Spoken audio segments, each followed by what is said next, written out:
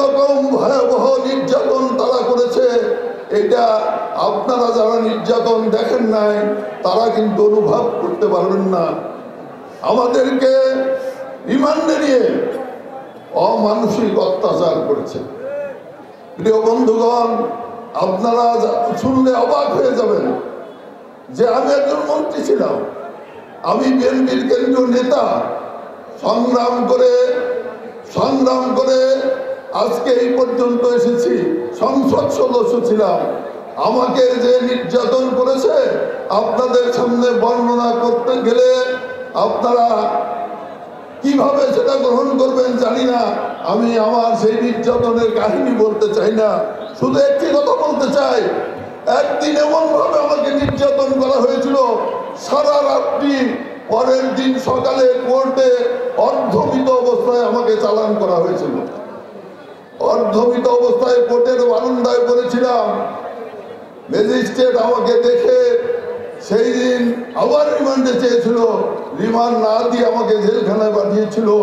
আর জেলখানায় পাঠানোর পর আমার চিকিৎসার ব্যবস্থা করেছিল, আর সেই চিকিৎসা হয়েছিল 5.5 মাস পর্যন্ত আমাকে হাসপাতালে থাকতে হয়েছে। তাহলে অনুভব করেন যে কি পরিমাণ নির্যাতন করা হয়েছিল। প্রিয় বন্ধুরা আমার, আমি আরো নির্যাতন দেখেছি। আমি যখন হাসপাতালে ভর্তি, আমি অনেক মানুষকে দেখেছি হাসপাতালে এসেছে 3 দিন 4 দিন থাকার পর তারা মৃত্যুবরণ করেছে। আপনারা কল্পনা করতে পারেন যে ড্রিল মেশিন দিয়ে আমরা কাঠ সিদ্ধি করি, সেই ড্রিল মেশিন দিয়ে মানুষের হাঁটুকে সিদ্ধি করে দিয়েছে, মানুষের পিঠকে সিদ্ধি করে দিয়েছে, এবং তারা হাসপাতালে কাতরাতে মৃত্যুবরণ করেছে।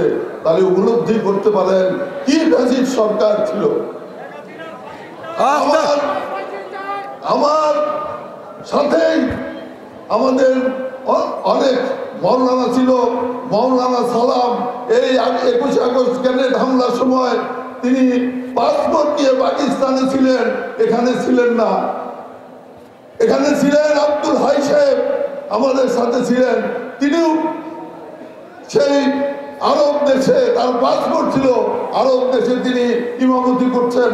মৌলানা তাহের সাহেব আরব দেশে ইমামতি করেছেন। এমন ভাবে তাদেরকে অত্যাচার করা হয়েছে যে জেলখানায় তারা মৃত্যুবরণ করেছে। তারা আমার চেয়ে অনেক বয়সে ছোট ছিল।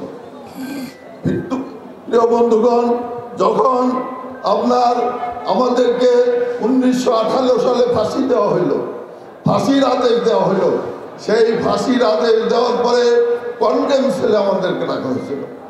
কন্ডেম সেল সম্পর্কে আপনাদের ধারণা আছে কিনা জানি না। কন্ডেম সেলে রাখা হয়েছিল। সেই কন্ডেম সেলে আমাদের উপরেও কন্ডেম সেলে নির্যাতন করা হয়েছে, নিপীড়ন করা হয়েছে।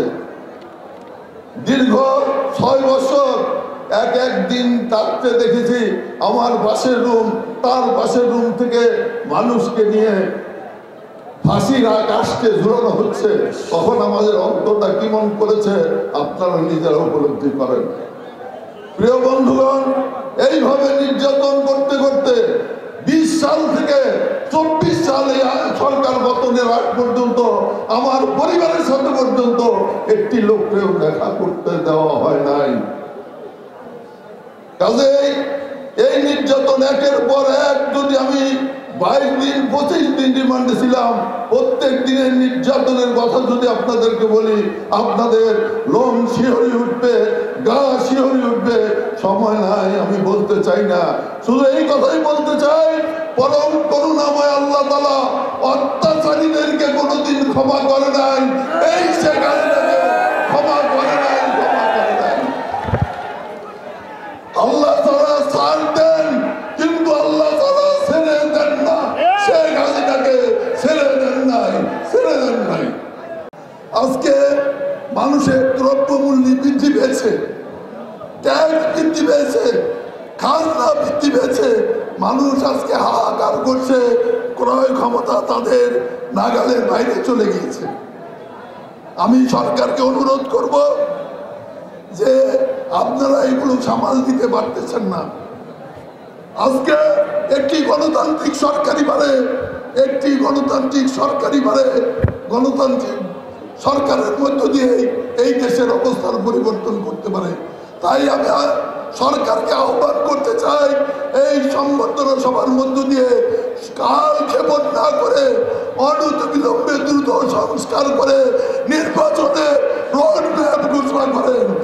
শেখ হাসিনা আমাকে ফাঁসি দিয়েছিল, কোনোদিনও কল্পনা করি নাই আপনাদের সামনে উপস্থিত হতে পারবো। কোনোদিনও কল্পনা করি নাই টাঙ্গাইলের মানুষের সাথে দেখা হবে। কোনোদিনও কল্পনা করে নাই আমার পরিবারের লোকজন তারা আমাকে ফেরত পাবে। কিন্তু পরমন করুণায় আল্লাহ তাআলা আমাকে ফেরত দিয়েছেন। সেই কারণে আজকে শপথ দিয়ে বলতে চাই, আমি মারা গেছি, আমার ফাঁসি হয়েছে, আমার সেই সালাম বিন্দু আজকে নাই। যে সালাম বিন্দু আজকে বেঁচে আছে সে হলো একমাত্র জিয়াউর রহমানের আদর্শ, শহীদ জিয়ার আদর্শ, তারেক রহমানের আদর্শ, খালেদা জিয়ার আদর্শ। এই আদর্শকে প্রতিষ্ঠা করার জন্য আমি আপনাদের সেবক হিসাবে কাজ করতে চাই।